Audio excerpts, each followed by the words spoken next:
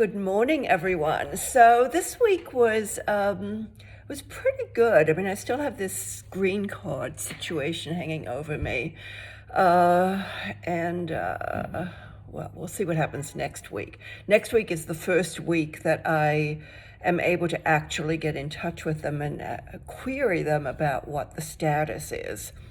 16 months into it, mind you. But anyway, that's another story. So this week, I just happened to be, you know how sometimes you can just be in the right place at the right time? And that seemed to happen to me this week. So I'm writing a lot about these sort of creative things that are happening. So there's a pop-up like 2 doors down from me on Rivington Street.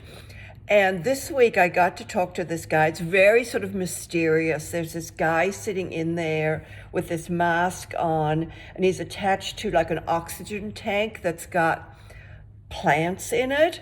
And watching TV. That's pretty much what's in that. It's called Oxyvest, and it's apparently done by TheCapitalistMan. Anyway, I finally got to meet the guy. And it's a performance piece, and I just don't know how much of any of this is like real, true, whatever. But I'm pretty fascinated by it, and apparently I did do some research on this guy. His name's Eitan. What is it again? Eitan Baron, and he's from Israel. He used to be a real estate developer. Anyway, so apparently 2 years ago, he got tossed out of Miami Basel because he was there, and his performance piece was he had this see-through suitcase, and it was filled with dollar bill, like $500,000 in dollar bills, apparently. And he wanted to sell it for $1 million. And so, 500,000 would be for the actual money, and then 500,000 is for the concept. And Miami Basel said he was like, making light of art and stuff. And this happened to be the same year that Maurice Catalan did that thing with the banana, where he had a banana on the pin to the wall, and it was, I think, for sale for like, $1 million, and then someone just ate the banana. Anyway, so I'm just intrigued by this. So, give that a gander.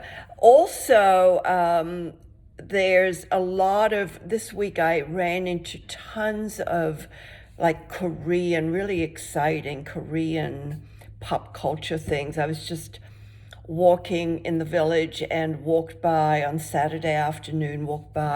Washington Square Park, and there are all these young people there dancing, and like I just couldn't make hide nor hair, but one of the girls told me that it's random dance challenge, and why didn't I know that? Anyway, I did a little bit of research, and this is something that has been going on for a couple of years now. Again, just like super, super cool.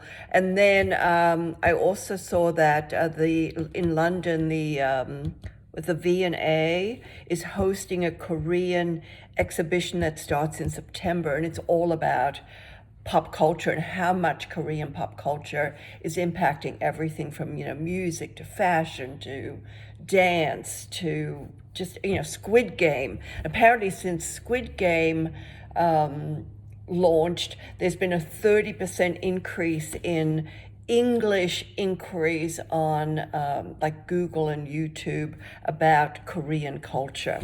Anyway, so that's happening. Oh, and then also John Crist, who is he is an amazing comedian that I just love. I discovered him, I think, through Nate Bargatze. Anyway, so he was just in Phoenix, and he did this reel on, he ordered a car, and it was a driverless car, Waymo.